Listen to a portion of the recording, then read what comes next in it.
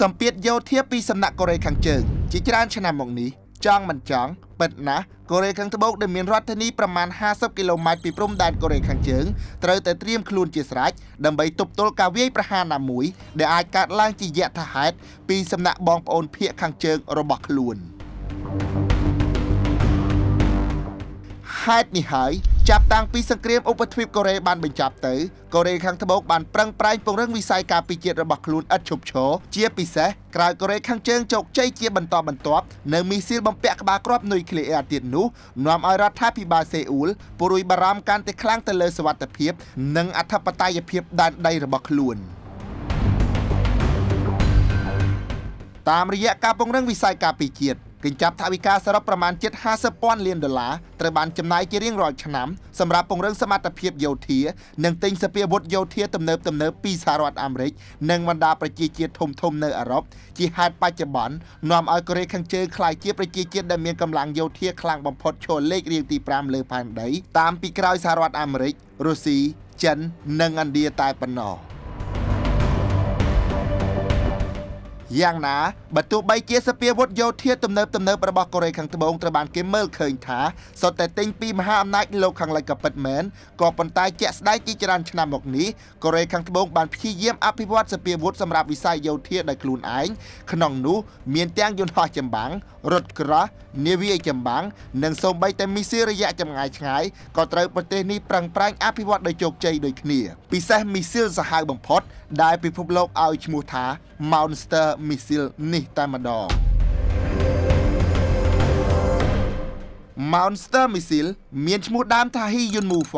ស្ថិតក្នុងត្រកូលមីស៊ីល Hyunmoo របស់កូរ៉េខាងត្បូងដោយផ្ទាល់ខណៈផែនការអភិវឌ្ឍមីស៊ីល model Hyunmoo ចំនួនទី1គឺធ្វើឡើងចាប់តាំងតែពីអំឡុងឆ្នាំ1987មកម្លេះប៉ុន្តែការបរិច្ឆេទជាក់លាក់ជុំវិញការធ្វើទំនើបកម្ម Hyunmoo-5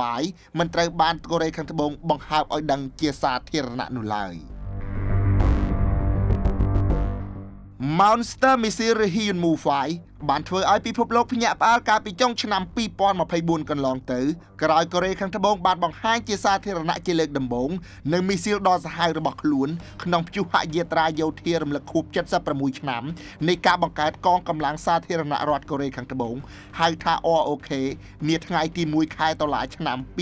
2024ជាហេតុនាំឲ្យមានការចាប់អារម្មណ៍ជាខ្លាំងឯចេញពីរបាយការណ៍របស់ទីភ្នាក់ងារសម្រាប់ការអភិវឌ្ឍវិស័យការពារជាតិកូរ៉េខាងត្បូងក៏ដូចជាស្ថាប័នផ្សព្វផ្សាយធំៗជាច្រើនទៀត Hyunmoo-5 របស់កូរ៉េខាងត្បូងជាប្រភេទមីស៊ីលចម្ងាយឆ្ងាយអភិវឌ្ឍជាពិសេសសម្រាប់កំទេចលេនដ្ឋានសត្រូវដែលអ្នកស្រាវជ្រាវអះអាងថាអាចសម្រាប់កំទេចទីតាំងនុយក្លេអ៊ែរក្រោមដីតែម្ដងHyunmoo-5 ជាមីស៊ីល IRBM ចល័តបំពាក់លើរថយន្តដ៏ទំនើបអភិវឌ្ឍដោយក្រុមហ៊ុន Kia Motor របស់កូរ៉េខាងត្បូងដោយផ្ទាល់ជារថយន្តបំពាក់កង់សរុបចំនួន18អាចបត់បានគ្រប់កង់ទាំងអស់ក្នុងកម្រិត45ដឺក្រេសម្រួលដល់ការចល័តទីបានយ៉ាងងាយស្រួលខណៈសមត្ថភាពរបស់មីស៊ីលប្រភេទនេះត្រូវបានបំពាក់ដោយបំពង់ឥន្ធនៈរាវសម្រាប់ជំរុញល្បឿនអាចហោះហើរលើគន្លងផែនដីមុនធ្លាក់ទៅលើគោលដៅជាមួយល្បឿនលឿនជាងសម្លេងដល់ទៅ10ដងជាបច្ចេកទេសហៅថា Mach 10 បាញ់ដល់គោលដៅចម្ងាយប្រមាណ3,000 គីឡូម៉ែត្រ Hyunmoo-5 មានប្រវែងសរុប16ម៉ែត្រជាមួយអង្កត់ផ្ចិតមួយកណ្ដាក់សញ្ញា6ម៉ែត្រសរុបទម្ងន់36តោនស្រដៀងទៅនឹងមីស៊ីលឆ្លងទ្វីបរបស់សហរដ្ឋអាមេរិក LGM-30 Minuteman IIIខណៈមូលហេតុដែលនាំឲ្យគេអះអាងថាមីស៊ីលប្រភេទនេះមានកម្លាំងបំផ្ទុះខ្លាំងដូចជាគ្រាប់នុយក្លេអ៊ែរដោយសារតែ Hyunmoo-5 បំពាក់ក្បាលគ្រាប់ទម្ងន់ដល់ទៅ9តោនឯណោះជាក្បាលគ្រាប់ធំបំផុតលើផែនដីនាពេលបច្ចុប្បន្នខណៈក្បាលគ្រាប់មីស៊ីលរយៈចម្ងាយផ្សេងទៀតមានទម្ងន់ត្រឹមប្រមាណចន្លោះពី1តោនទៅ2តោនតែប៉ុណ្ណោះ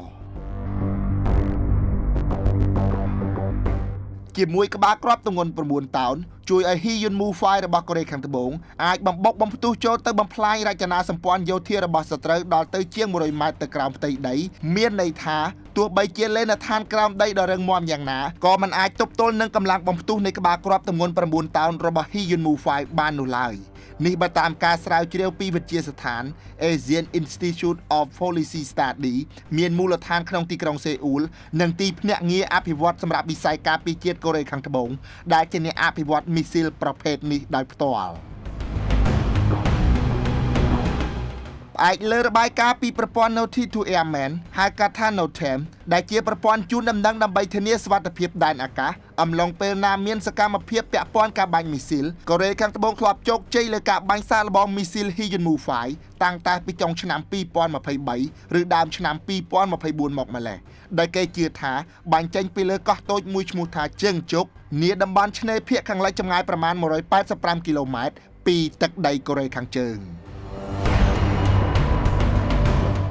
ផ្អែកចេញពីអត្ថបទរបស់ New York Times ការឈានទៅអភិវឌ្ឍមីស៊ីលប្រភេទនេះគឺធ្វើឡើងតាមរយៈកិច្ចព្រមព្រៀងរវាងប្រធានាធិបតីសហរដ្ឋអាមេរិក Donald Trump និងប្រធានាធិបតីកូរ៉េខាងត្បូង Moon Jae-in កាលពីឆ្នាំ2017កន្លងទៅ